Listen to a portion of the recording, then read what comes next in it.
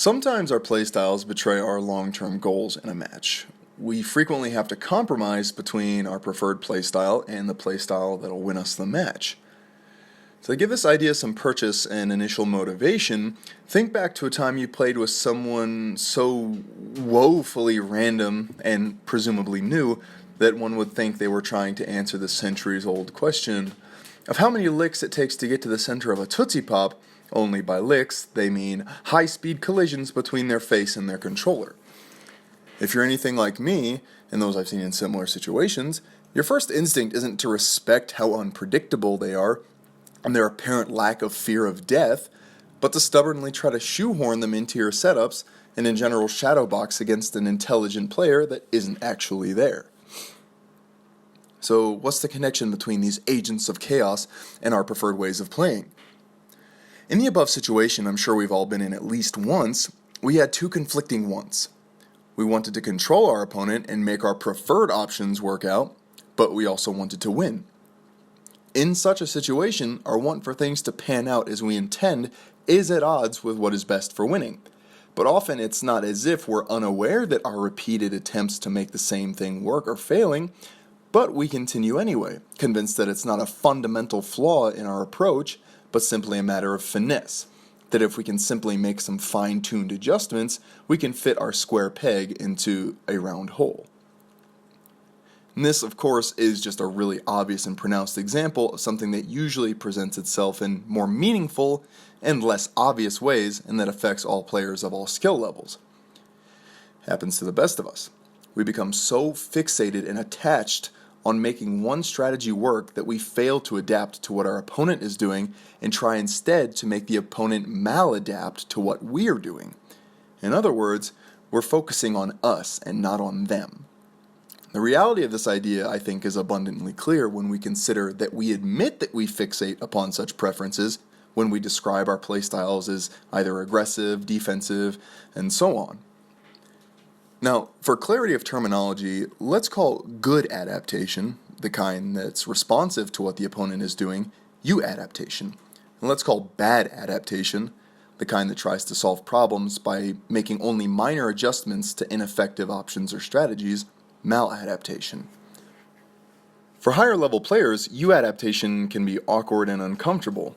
We want to play our game and seek out our preferred options against, for instance, person who mashes buttons, and it's an awkward concession to go from intellectually overpowering and crushing with impunity to safe option coverage. Other times, it really is just a matter of stubbornness on our part because we don't accept that there's something foundationally wrong about what we're trying to make happen, and that no amount of skill or finesse will suddenly make an unthinking player fall for a thinking player's traps, or alternatively, make DDD's ledge traps work against a character like ZSS that has no reason to respect them. One may feel that they should be skilled enough to make what they're trying to do work, or that it simply should work, and as such persist in doing it when they should just concede that it's an inherently flawed approach to that situation. Again, someone who describes themselves as, say, aggressive may try to stuff their opponent into a box where their aggressive preferences work, but that's like herding cats. Take what your opponent is giving you rather than trying to struggle to submit them to your preferred option or style. Here's an example of what I'm talking about. In this clip, you see my opponent perfect shielded my back air, and that was like the third or so time they'd done that. I was trying my absolute damnedest to space my back air so perfectly that even on his perfect shield I'd be safe. I recognized after this power shield, however, that I was trying to optimize a suboptimal option. That is, perfectly space a back air on his power shield. And instead of working against him to realize my preferred option, again, back air on shield, so that I could bait out a grab whiff or something like that, I worked with what he gave me, picking the option not necessarily that I was bent on or that I wanted most to happen, but one that worked, in this case a tomahawk.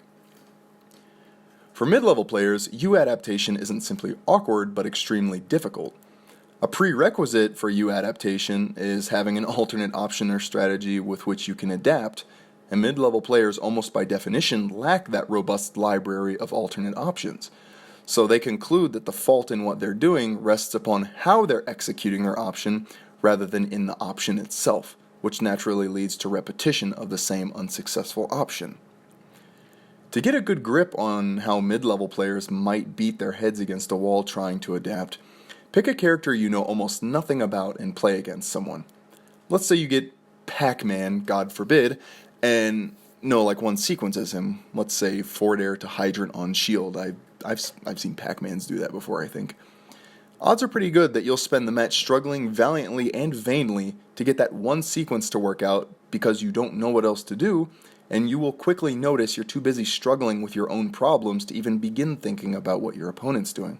And this brings us full circle to my definition of U-adaptation and maladaptation, where your focus is, on yourself or on your opponent. In general, U-adaptation is a question of recognizing that just because you're adapting doesn't mean you're adapting properly. Example being me making subtle adjustments to my back air spacing in the first example clip. And then asking yourself the following very important question. Are you doing what's appropriate for what your opponent is doing? That is, are you focusing on them? Or are you just desperately trying to bend your opponent to your will by focusing entirely on the success of one option or strategy? That is, focusing on you. Is your galaxy brain master plan to bait little Timmy into grab whiffs working out? Or is it time to focus less on what you want to do and what you want to happen, and more on what is best to do and what is best to happen if your aim is in fact to win? Anyway, at the risk of rambling, I think I will end my thought here. Thank you guys who took the time to watch another one of my videos, and as I'm sure you're all very sick of hearing, I really do appreciate your time and attention very much, and it's my sincere hope that you find that it was time well spent. My promised Q&A video is on its way, as well as the next SmashConceptions video, where I'll be talking about how those of you, like me, who are in a setting without easy access to top quality players can make the most of improving either by yourself or with players of a lower skill level. If you did like this video, I do encourage you to subscribe, one, so that when my next video comes out you won't miss it, and two, because knowing that I'm reaching a larger audience is very encouraging in continuing this series.